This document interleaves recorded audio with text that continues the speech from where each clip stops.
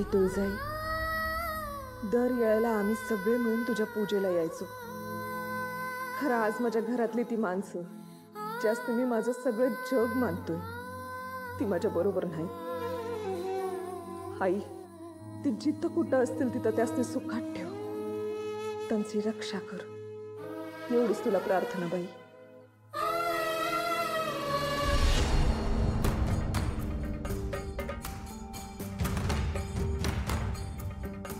नमस्कार गुरुजी. नमस्कार. आज माझ्या गौरीच्या नावाने मला पूजा करायची. गौरी? हो, माझी गौरी, तिचा वाढदिवस आहे आज. अरे वा, छान. आणा तो नैवेद्य इकडे.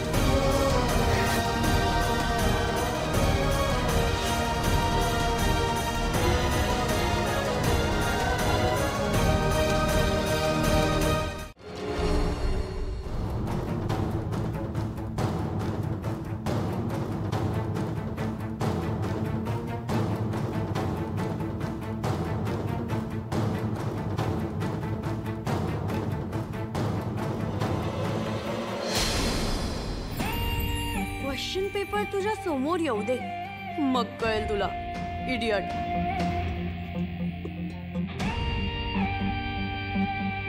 रॉंग पेपरचे क्वेश्चन स्टडी करून आली असणार. आता मजा येणार आहे.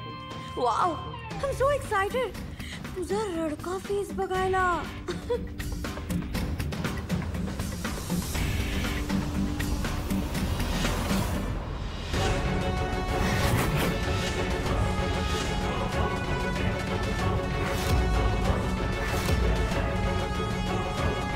तुळजाई, माझ्याकडनं नाही होणार, खरंच नाही होणार. पायात कोळा आल्यासारखं झालंय माझं. आई, आबा, मला तुमच्याकडे यावं असं वाटतंय. कमळे, ये कमळे, काय झालं बाळा? अशी का बसलीयस? मी तुझ्याबरोबर नाही म्हणून तू घाबरलीयस काय? अगे येडी का खोळी तू? कोण म्हणतंय मी नाही म्हणून? मी तुझ्याबरोबरच आहे, कायमचा.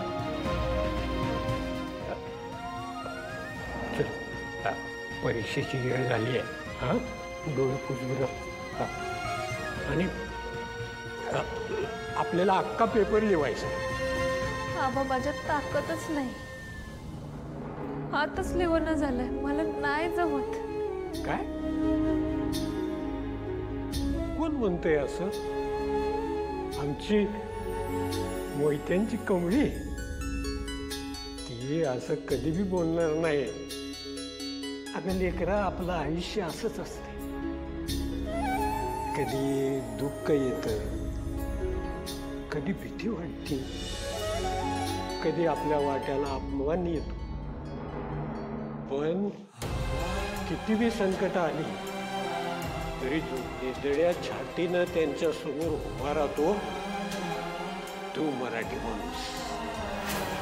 किती बी संकट आले तरी आपल्या कर्तव्यावर त्याचा परिणाम होऊ द्यायचा नसतो कधी. मी तुला महाराजांच्या गोष्टी सांगायचो.